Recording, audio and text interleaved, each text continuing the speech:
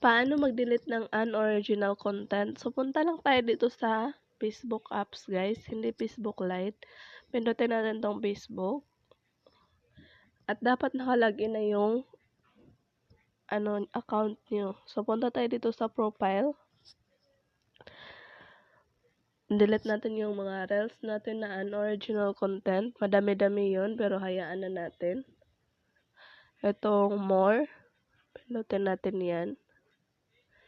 Itong reels. Pindutin natin.